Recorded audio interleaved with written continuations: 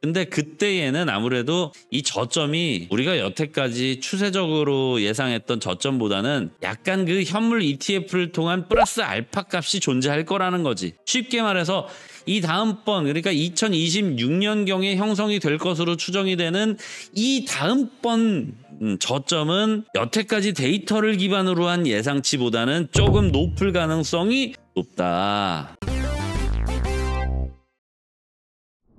네, 안녕하십니까. 부자 그리고 예비부자 형님 누님들 반갑습니다. 오늘도 예상대로 좋지 않아요. 장투하시는 형님 누님들은 걱정하실 필요 없고요. 이제 데이 트레이딩 하시는 분들은 제가 매일매일 말씀드리고 있잖아요. 하루하루 언제까지냐, 언제까지 버텨야 되냐, 이런 말들이 좀 나오고 있는 거 보니까 이제 거의 다 온 것 같습니다. 그러나 일단 다음 주 CPI까지는 이런 식의 혼조세가 지속될 것으로 추정이 되고요. 다만 주말에는 우리 현물 ETF를 통한 견인을 좀 멈추게 될 것 같아요. 지금 하락 견인이 계속 되고 있잖아요. 현물 ETF 차트 보셨겠지만 이제 주말에는 어느 정도 회복하는 모습을 좀 보이다가 아마도 다음 주도 크게 기대할 수는 없을 것 같습니다만은 일단 오늘까지는 양전은 아닙니다. 다시 한번 정리해드리자면 지금 현재 현물 ETF 장외 거래에서의 갭이 아직도 음수예요. 어제도 유출세가 좀 많이 보였는데 오늘도 연속해서 음수를 기록하고 있습니다만은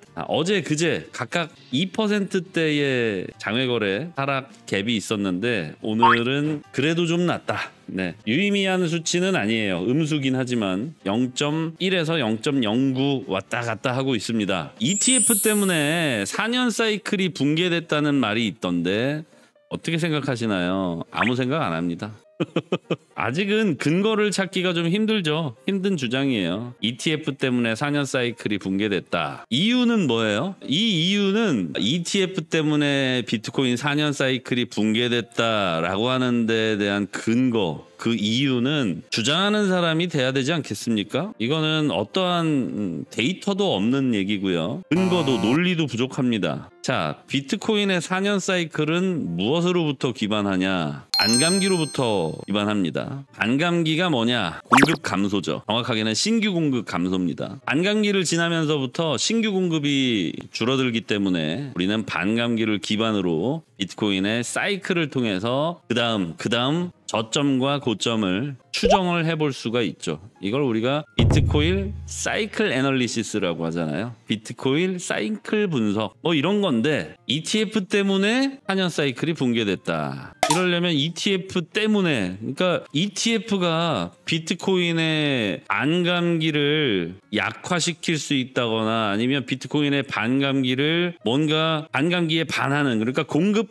감소에 반하는 공급의 증가라던가 수요의 감소를 나타내야 되는데 ETF가 수요의 감소나 공급의 증가를 가지고 올 수 있나요? ETF는 뭐예요? 말 그대로 현물 ETF 뭡니까? 사서 하는 거죠. 단순히 투자자의 채널, 투자자 풀이 증가했다. 예전에는 비트코인 거래소라고 하는 뭐 예를 들면 그냥 편의점에서만 비트코인을 팔았는데 이제는 마트에서도 비트코인을 판다. 단순히 이거잖아요. 근데 편의점에 팔 때는 이 4년 사이클이 동작을 하다가 편의점에서도 팔고 마트에 팔 때는 이 사이클이 작동을 하지 않는다? 논리가 너무 없지 않습니까? 이게 왜죠? 한마디로 무죄를 주장하는 사람이 자기 증거를 댈 필요는 없죠. 뭔가 변화가 있다면 거기에 대한 합당한 논리로서 그 가설을 증명하는 데 노력을 해야 되는데 요즘에는 그냥 썸네일을 클릭하도록 하는 게 주 목적인 주장들이 너무 많아서, 그리고 이제 그에 앞서서 저는요 투자를 하면서 근거 없는 얘기 잘 듣지 않습니다. 제가 제일 싫어하는 게 뭐냐면 무당 뭐 이런 거예요. 그러니까 그 무속인 분들을 제가 그 뭐 직업적으로 비하하려는 목적이 아니고요. 저는 누군가가 여태까지 단 한 번도 벌어지지 않은 일을 알고 있더라라는 걸 저는 신뢰하지 않습니다. 그런 주장하는 사람들을 저는 좀 경계하는 편이에요. 만약에 예를 들어서 내가 예전에 이런 경우에 이런 경험이 있다 해서 그 경험을 바탕으로 뭔가 어드바이스, 뭐 조언을 한다면 저는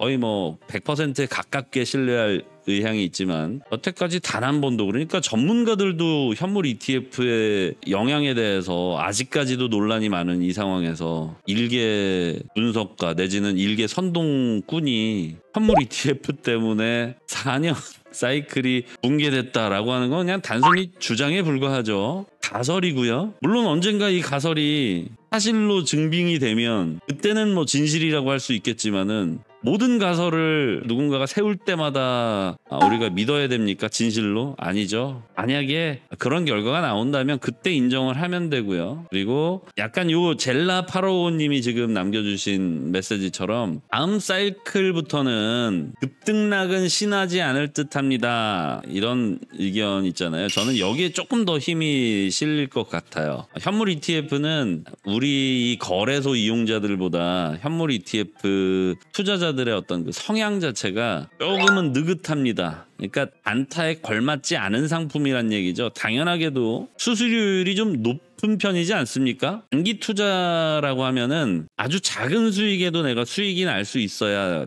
단기 투자가 가능합니다. 이제 오늘 사서 오늘 안에 파는 뭐 이런 투자 방식은 수익률, 그러니까 비트코인의 변동률이 최소한 그 수수료를 제외하고라도 내가 수익을 쉽게 발생시킬 수 있을 정도의 상황이 주어져야 되는 건데, 현물 ETF는 수수료가 기본적으로 아시다시피 거의 뭐 0.2% 전후예요. 네, 조금 낮은 것도 있고 조금 높은 것도 있습니다. 정확하게 말씀드리면 0.15부터 0.25까지 있어요. 그러니까 평균치는 한 0.2 정도 되는 거죠. 0.2 수수료율이면 굉장히 비싼 겁니다. 알고 계시겠지만 어찌됐든 높은 수수료율을 감내하고서라도, 그러니까 우리 편의점하고 마트로 비유할 수는 없는데, 예를 들어서 편의점에서 1,000원에 파는 요구르트가 있어요. 근데 마트에 갔더니 1+1으로 2개에 2,400원에 팔아. 약간 요런 느낌이죠. 그러면은 어떤 게 더 유리한지 불리한지 따지게 되잖아요. 근데 편의점은 차대기도 힘들고 내가 할 게 많은데 편의점에 이런 제품들이 다 있을리 만무하고, 그렇기 때문에 마트에 가서 굳이 하나만 사도 되는 거를 2개 붙은 걸 1+1이라고 같은 가격을 주고 사는 경우가 많습니다. 자, 중요한 건 현물 ETF는 주식시장에서 벗어나지 못하는 예수금들을 끌어당기는 효과, 특히나 기관들이 비트코인 투자에 조금 더 접근성을 용이하게 하기 위해서, 한마디로 그전에는 기관에서 비트코인 투자를 하려면 여러 절차들과 그 담당자를 누구로 정해야 될 것이냐, 이런 복잡한 문제들이 남아 있었는데, 이제는 조금 더 수월하게 기관들의 잉여자금을 비트코인에 투자하기 쉬워졌습니다. 그죠? 그런 길이 열린 거예요. 채널이. 한마디로 마트만 다니던 사람들도 편의점 도시락을 마트에서 사 먹을 수 있게 되는 약간 이런 효과가 있는 거야. 그렇기 때문에 투자의 길이도 다를 뿐더러 투자의 크기도 다릅니다.